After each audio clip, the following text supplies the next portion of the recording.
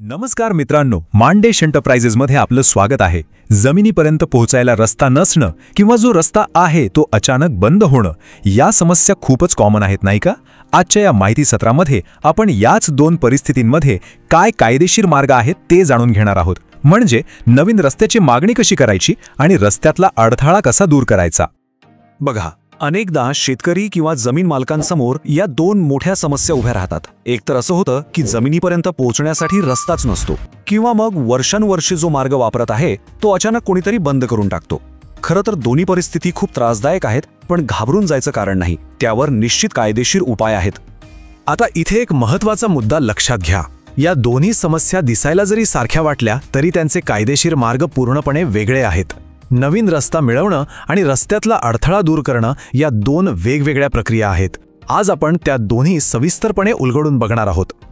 चला तर मग आज आपण काय काय पाहणार आहोत ते बघूया। सगळ्यात आधी या दोन कायदेशीर प्रश्नांमधला फरक समजून घेऊया, मग नवीन रस्ता मागणीची प्रक्रिया कशी असते ते पाहू, त्यानंतर अडथळा हटवण्याचा मार्ग कोणता, आणि शेवटी सगळ्यात महत्त्वाचे मुद्दे जे लक्षात ठेवायलाच हवेत। तर सुरुवात करूया पहिल्या भागापासून, रस्त्यांचे दोन कायदेशीर प्रश्न। इथे योग्य समस्येसाठी योग्य कायदा निवडणं हेच सगळ्यात महत्त्वाचं आहे। हे अगदी सोप्या भाषेत समजून घेऊया। विचार करा, आपल्याकडे दोन वेगवेगळी कुलूपं आहेत आणि त्यांच्या दोन वेगवेगळ्या चाव्या आहेत। एका कुलूपाची चावी दुसऱ्याला नाही ना चालणार।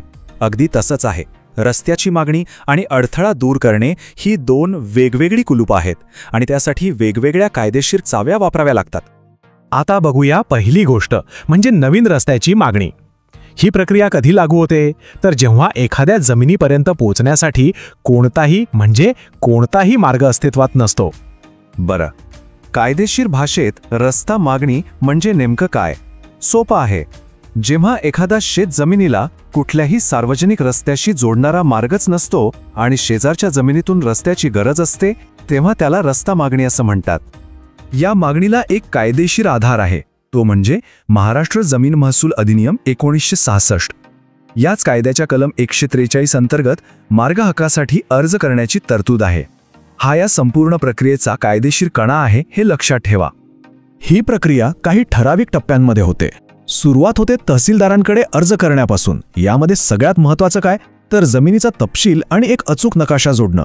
यानंतर ज्यांच्या जमिनीतून रस्ता जाणार आहे त्या मालकांना नोटीस दिली जाते, मग जागेची प्रत्यक्ष पाहणी होते आणि शेवटी सगळ्या गोष्टी तपासून योग्य रस्ता निश्चित करणारा आदेश दिला जातो। अशी ही स्टेप बाय स्टेप प्रोसेस आहे। चला आता दुसऱ्या कुलूपाकडे वळूया, म्हणजे अडथळा हटवण्याच्या कायदेशीर मार्गाकडे। ही परिस्थिती तेव्हा तयार होते जेव्हा आधीपासून वापरात असलेला रस्ता कोणीतरी मुद्दाम बंद करतो। मग रस्ता अडथळा म्हणजे काय? म्हणजे बघा, एखादा रस्ता आधीपासून अस्तित्वात आहे, तो सार्वजनिक असो किंवा खाजगी, आणि त्यावर कोणीतरी अडथळा निर्माण करतो। उदाहरणार्थ तारेचं कुंपण घालणं किंवा मातीचा ढिगारा आणून टाकणं किंवा अचानक तिथे भिंत बांधणं, याला म्हणतात रस्ता अडथळा। आणि इथेच तो महत्त्वाचा फरक येतो। यासाठी कायदा पूर्णपणे वेगळा आहे।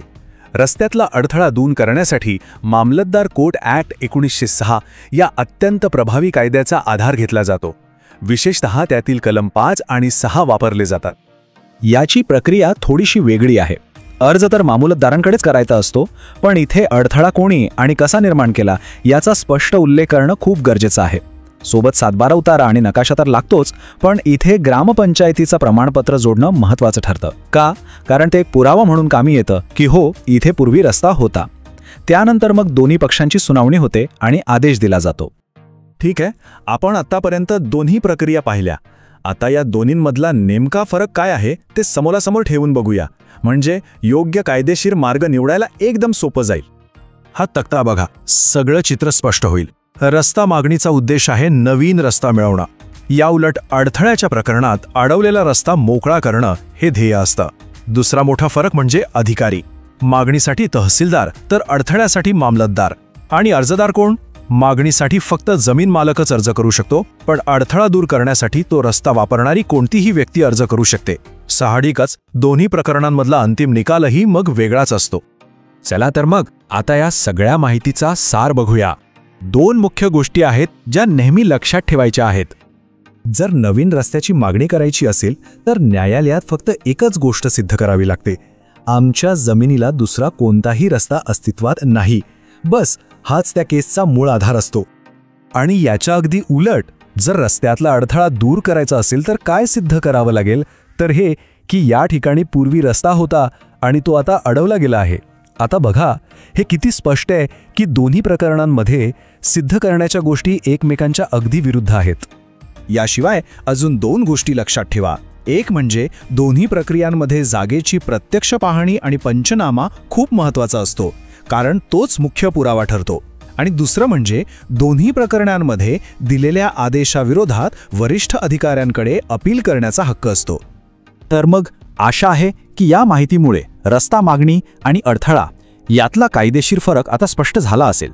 यानंतर साहजिकच एक प्रश्न मनात येतो की या प्रत्येक प्रक्रियेसाठी जो अर्ज लागतो तो नेमका कसा असतो. कारण योग्य कायदा निवडल्यानंतर योग्य प्रकारे अर्ज करणं हेच पुढचं सर्वात महत्त्वाचं पाऊल ठरू शकतं, नाही का? अशाच नवीन व माहितीपूर्ण व्हिडिओंसाठी मांडेश एंटरप्राइजेस या YouTube चॅनलला नक्कीच सबस्क्राईब करा.